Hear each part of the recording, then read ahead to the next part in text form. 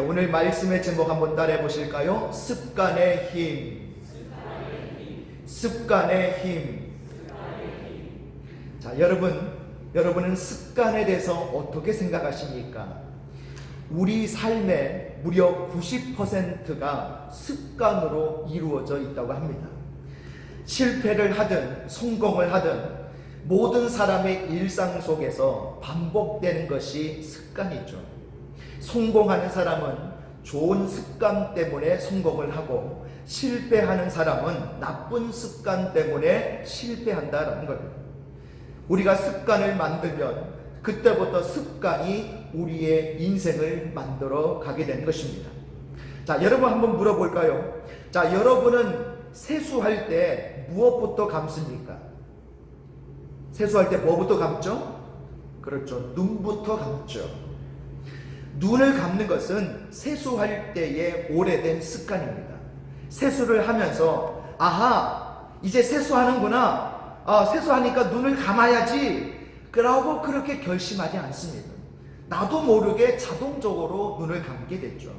사람의 모든 것은 습관에서 결정이 된다는 거예요. 손톱 물어뜯는 습관, 다리 떠는 습관, 헛기침하는 습관, 말할 때 다른 사람을 쳐다보지 않는 습관, 식사할 때 콩 안 먹고 멸치 안 먹는 습관, 뷔페 가면 한꺼번에 음식을 많이 담아와서 꼭 마지막에 버리는 습관, 약속 시간 10분 늦게 오는 습관, 집에만 가면 TV 앞에 앉아있는 습관, 모든 것이 습관입니다. 여러분에게는 어떤 습관이 있습니까? 그 습관은 좋은 습관입니까? 아니면 나쁜 습관입니까? 이 모든 것이 습관에서 온다는 거예요.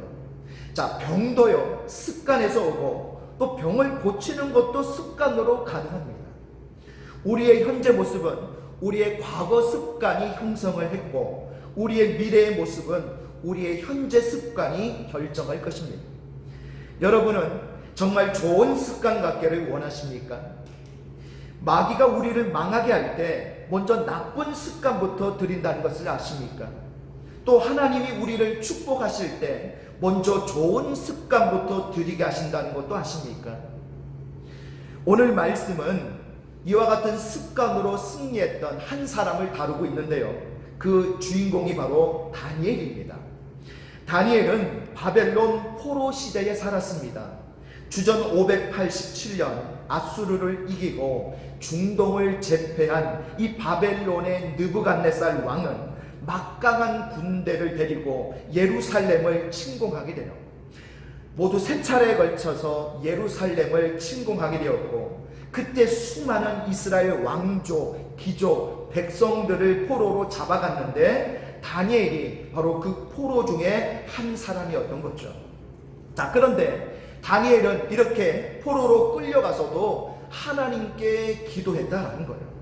우리 다니엘 6장 10절 말씀을 같이 읽겠습니다. 시작. 다니엘이 이 조서에 왕의 도장이 찍힌 것을 알고도 자기 집에 돌아가서는 윗방에 올라가 예루살렘으로 향한 창문을 열고 전에 하던 대로 하루 3번씩 무릎을 꿇고 기도하며 그의 하나님께 감사하였더라. 아멘. 자, 지금 다니엘은 적국에 있죠.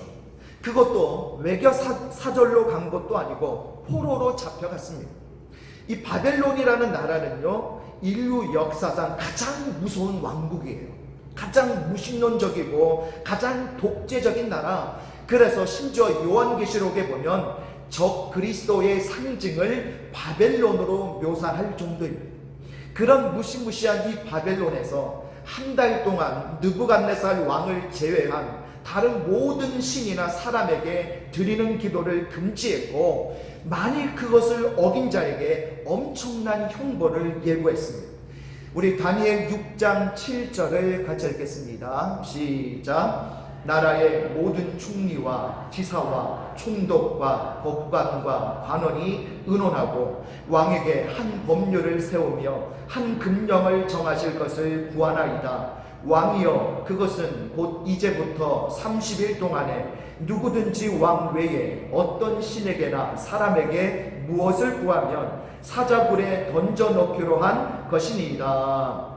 자, 30일 동안 바벨론 왕 외에 어떤 신이나 사람에게 기도하면 누구든지 사자굴에 던져넣어라. 이런 왕의 금령을 세우게 하죠.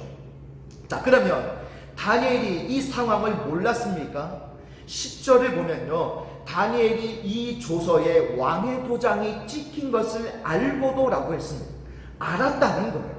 그런데도 어떻게 했습니까? 자기 집에 돌아가서 예루살렘을 향한 창문을 열고 전에 하던 대로 하루 3번씩 기도했다는 거예요.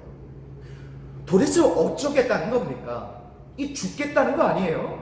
사자굴에 들어가겠다는 것 아닙니까? 여기서 중요한 것은요, 전에 하던 대로라는 말입니다. 다니엘은 그날 처음 기도한 것이 아니었습니다. 기도는 다니엘과 또 이 유대인들의 오랜 습관이었죠. 유대인들은 오랫동안 하루 3번 기도하는 습관이 있었습니다. 성전 예배에서 그것이 시작이 되었습니다. 성전에서 매일 아침에 한 번, 그리고 저녁에 한 번, 이렇게 2번 기도를 드렸습니다. 그것을 상번제, 즉 항상 드리는 번제라고 불렀어요.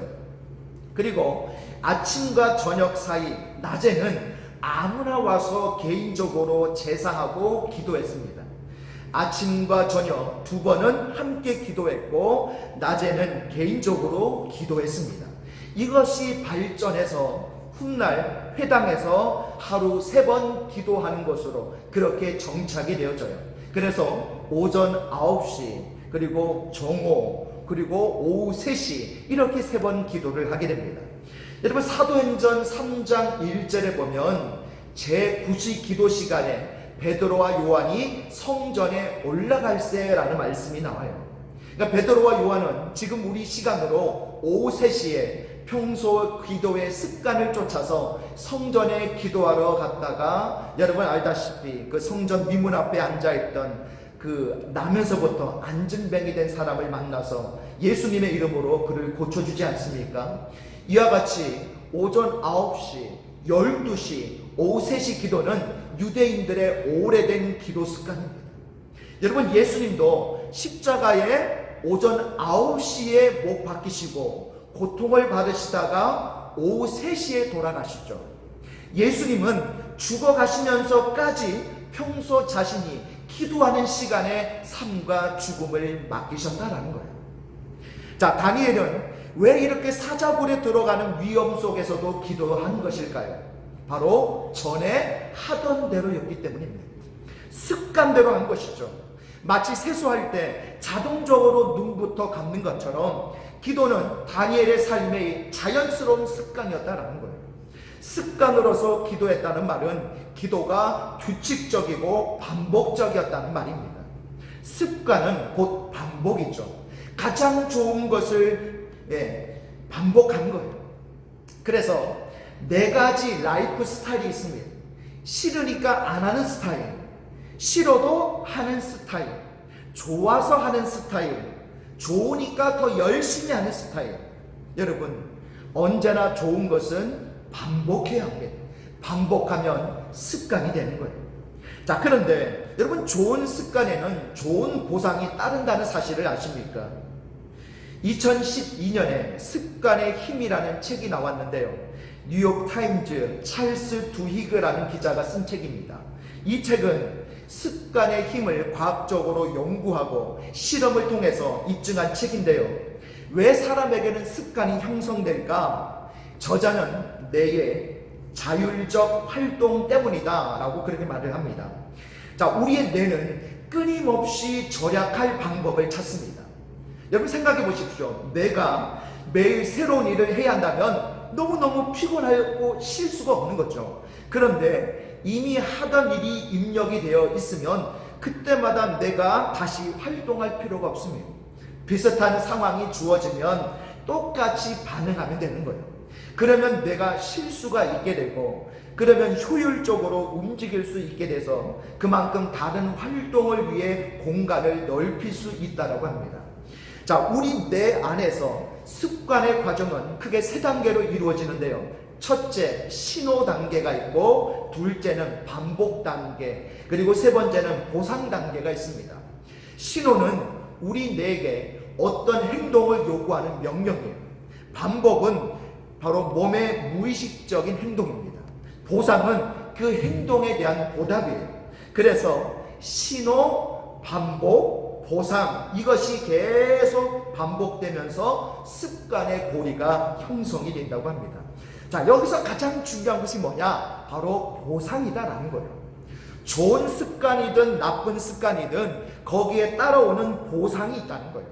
좋은 습관에는 좋은 보상이 따르고, 나쁜 습관에는 나쁜 보상이 따릅니다. 좋건 나쁘건 우리가 어떤 행동을 반복하는 것은 어떤 보상 때문입니다.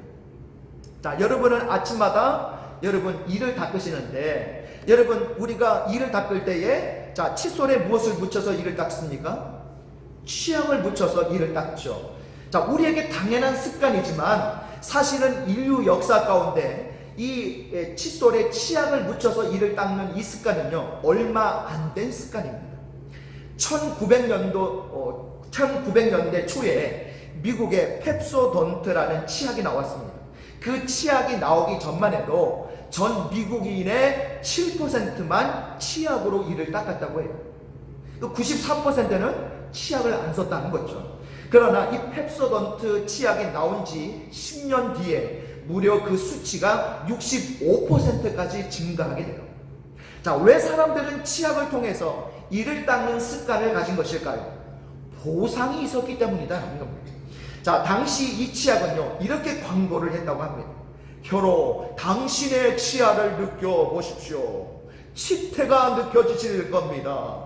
그것이 당신의 치아에서 하얀 빛깔을 빼앗아 가고 충치로 발전시키는 주범입니다. 그러면서 이를 닦는 아름다운 미녀들 옆에 이렇게 썼습니다. 주변에 아름다운 치아를 가진 그런 사람이 얼마나 많은지 둘러보십시오. 지금 수백만 명이 새로운 치약을 사용하고 있습니다. 여성이면서 왜 그대의 치아를 뒤덮은 이 거무튀튀한 치태를 방치하십니까? 펩소던트로 그것을 제거하십시오. 자, 결국 이 치약의 성공은요, 보상의 성공이었다는 거예요. 이 치약을 사용하면 충치가 사라진다. 이 치약을 사용하면 아름다운 치아를 가질 수 있다. 그래서 사람들은 너도 나도 치약으로 이를 닦는 습관이 생기기 시작했다는 거예요. 여러분, 이를 잘 닦는 습관만 있어도 좋은 보상이 있는데, 좋은 습관을 가진다면 우리는 얼마나 많은 보상을 받겠습니까? 만일 약속을 잘 지키고 또 성실하면 여러분 회사에서 얼마나 존경받겠습니까? 대화할 때 내 말을 줄이고 상대방의 얼굴을 바라보면서 열심히 듣는다면 얼마나 사람들이 좋아하겠습니까? 매일 30분 이상씩 땀 흘려 운동하고 매일 건강에 좋은 음식만 먹는다면 얼마나 건강이 좋아지겠습니까? 한국인의 하루 평균 TV 시청 시간이 하루 3시간 이상이라고 합니다. 만일 이를 반으로 줄여서 하루 1시간 반을 책을 읽는다면 1년이면 몇 권의 책을 읽겠습니까? 이처럼 습관에는 반드시 보상이 있습니다. 좋은 습관을 통해 좋은 보상이 있으시기를 바랍니다. 자, 그렇다면 어떻게 해야 우리가 좋은 습관을 가질 수 있을까요? 우리 화면 보시면서 우리 첫 번째 따라해 보실까요? 나의 습관이 무엇인지 알아야 합니다.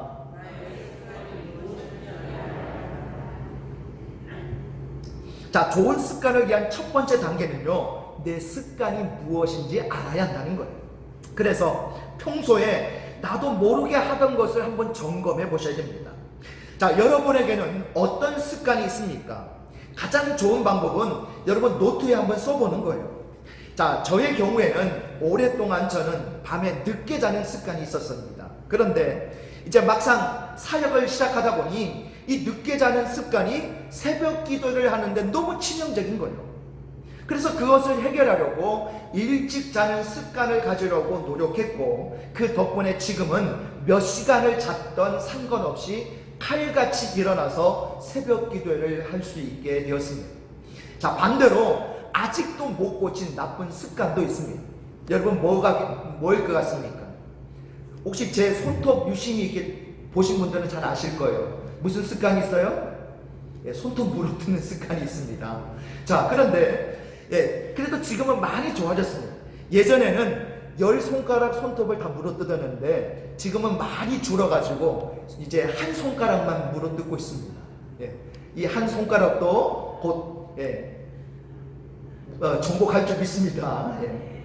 자, 그런데 여러분도 어떤 좋은 습관이 있는지, 어떤 나쁜 습관이 있는지 먼저 점검해 보시기 바랍니다.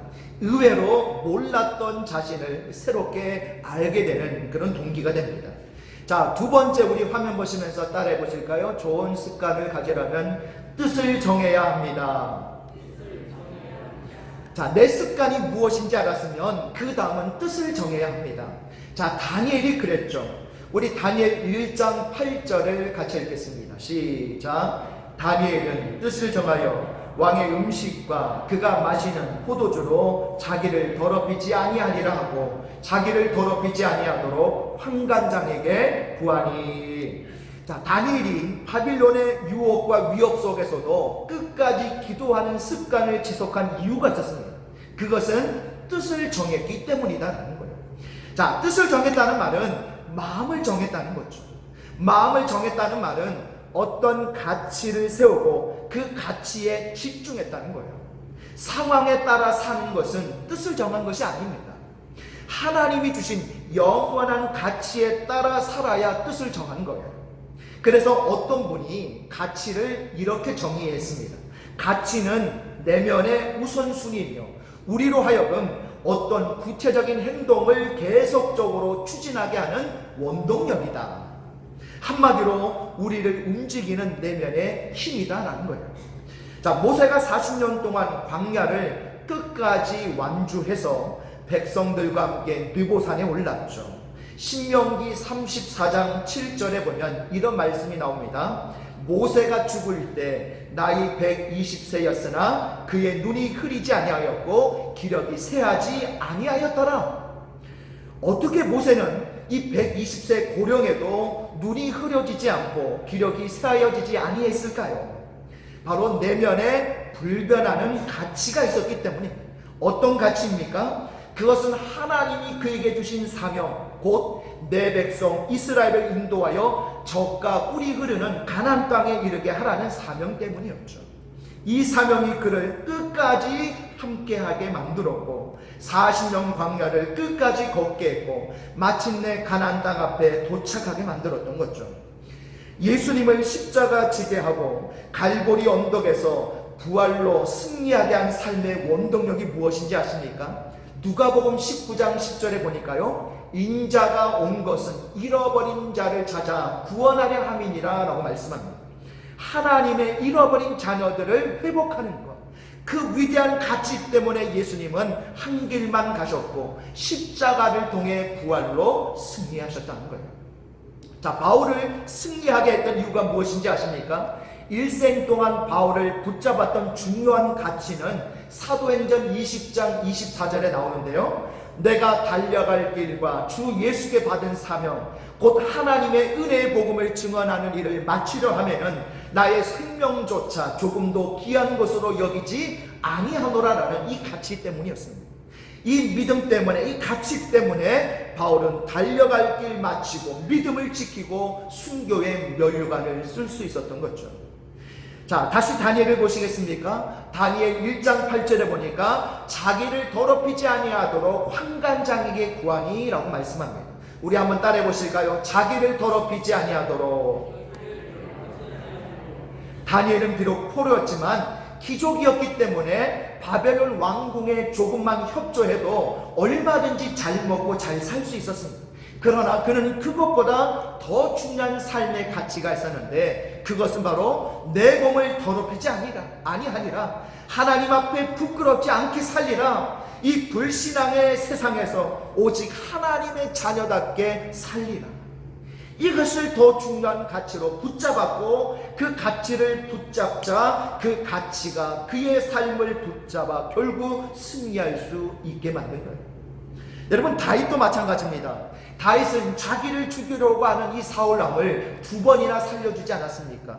사울 왕이 다윗을 죽이려고 했던 것도 습관이고, 다윗이 사울 왕을 용서한 것도 습관입니다.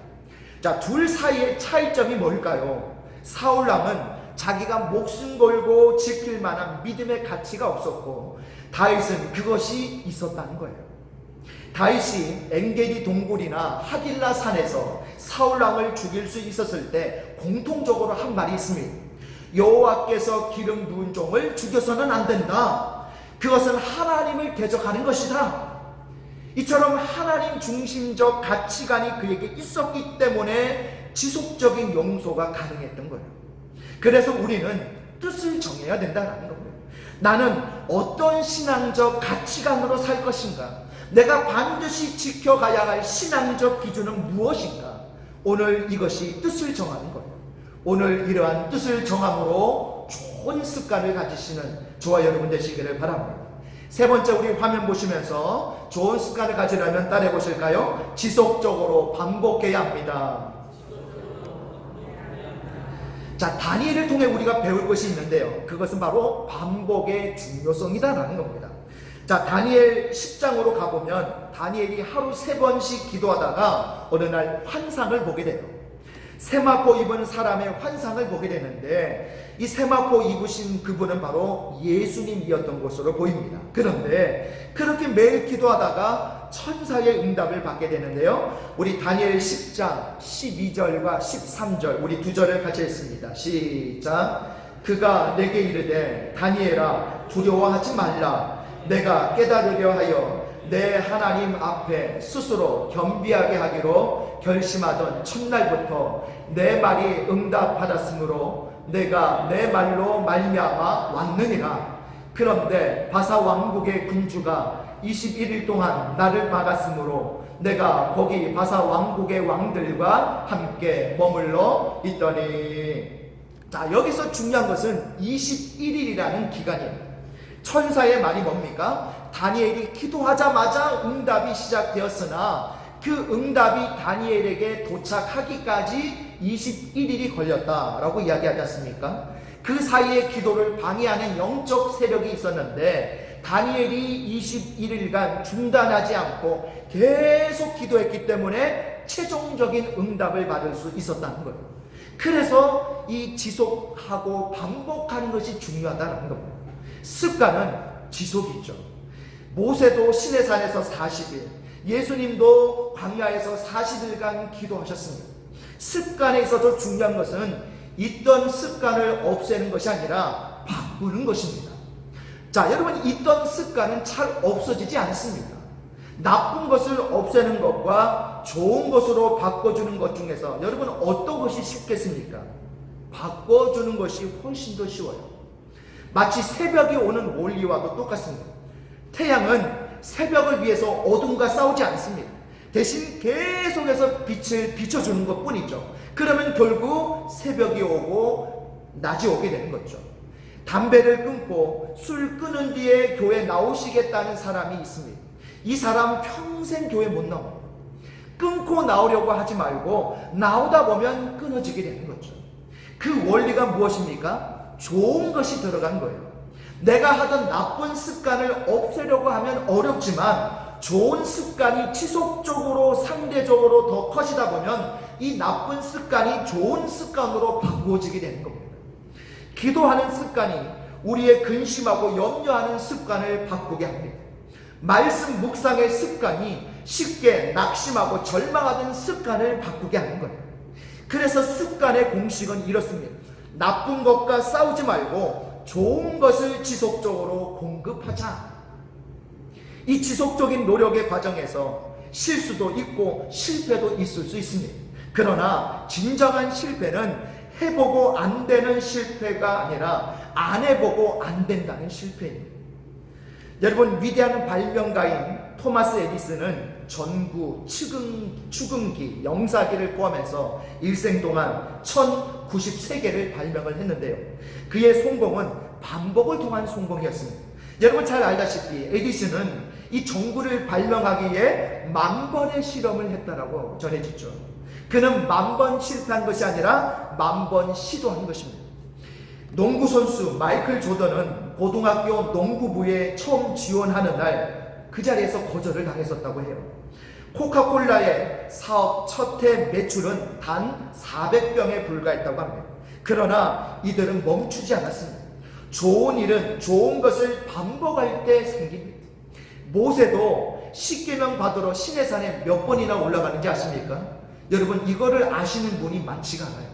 성경에 자세하게 보시면 무려 8번이나 올라갔다는 것을 알 수 있습니다. 8번이나. 바울은 한 번 선교한 곳을 4번이나 반복해서 찾아가기도 했습니다. 하나님은 우리에게 두려워하지 말라, 놀라지 말라, 내가 너와 함께 하겠다라는 이 말씀을 366번이나 반복하셨습니다. 성경은 우리에게 900번이나 하나님의 약속을 반복하며 선포하고 있습니다. 좋은 것을 지속적으로 공급받아야 좋은 것이 되는 거예요. 여러분, 좋은 습관은 지속하고 반복하는 데 달려있는 줄 믿습니다. 마지막 4번째입니다. 우리 화면 보시면서 좋은 습관을 가지려면 따라해 보실까요? 영적 습관이 가장 중요합니다. 자, 모든 습관 중에 가장 중요한 것이 바로 영적인 습관이죠. 자, 미국 캘리포니아에 가면 여러분 들어보셨을 거예요. 세들백 교회라는 아주 유명한 교회가 있죠. 이 교회는 세가족으로 등록을 하면 일정 기간 동안의 성경 공부 과정을 마친 후에 반드시 3가지의 서명을 해야 된다고 합니다. 첫 번째는 나는 묵상과 기도를 위해 매일 조용한 시간을 갖겠다. 두 번째는 나는 내 수입의 10%를 11조로 드리겠다. 세 번째는 나는 작은 교회의 일원으로 반드시 목장 모임에 참여하겠다. 이 3가지에 반드시 서명을 해야 정식 교인으로 등록을 할 수 있다고 해요. 이것을 영적 성숙을 위한 언약이라고 그렇게 부른다고 합니다. 세들백 교회가 의도하는 것은 신자들은 마땅히 기본적인 영적 습관을 가져야 한다는 거예요. 담임 목사님인 이 릭 워렌 목사님이 이렇게 말을 해요. 목회자로서 제 사명은 교인들에게 영적 삶의 원리를 알려주고 그것을 습관화하게 하는 것입니다. 그러면 습관화된 교인들이 스스로 신앙생활을 할 것입니다. 저는 신자들을 강요하거나 간섭하지 않습니다. 다만 습관에 따라 스스로 하기를 원합니다 라고 이렇게 말을 해요. 올 한 해 저는 여러분들이 성경이 가르치는 비전과 가치에 따라 거룩한 습관으로 사셨으면 좋겠습니다. 어떻습니까? 한 해 동안 기도하시겠습니까? 새벽 기도, 개인 기도의 시간을 가지시겠습니까? 공예배 나오셔서 정기적으로 예배 드리시겠습니까? 기도하고 예배 드리는 것을 여러분의 내면을 붙잡는 가장 큰 가치로 삼으시겠습니까? 하나님의 것을 구별하여 드리시겠습니까? 거룩한 교제와 모임에 적극적으로 참여하시겠습니까? 교회 안에서 열심히 봉사하고 이웃을 돕고 섬기시겠습니까? 이러한 좋은 영적 습관이 저와 여러분 가운데 뿌리 깊게 그렇게 자리 잡는 이 한 해가 되시기를 바랍니다. 말씀을 정리합니다. 우리 화면 보시면서 함께 정리해 볼까요? 어떻게 해야 좋은 습관을 가질 수 있을까요? 우리 1번부터 4번까지 같이 했습니다. 나의 습관이 무엇인지 알아야 합니다. 뜻을 정해야 합니다. 지속적으로 반복해야 합니다. 영적 습관이 가장 중요합니다. 여러분, 오늘 좋은 습관을 가지기 위한 이 4가지 말씀을 여러분 마음에 되새기시면서 올 한 해 여러분 좋은 습관을 가지시고 특별히 영적 습관이 자리 잡아서 이 한 해를 하나님 앞에 은혜롭게 믿음으로 살아가시는 저와 여러분 되시기를 주님의 이름으로 축복합니다.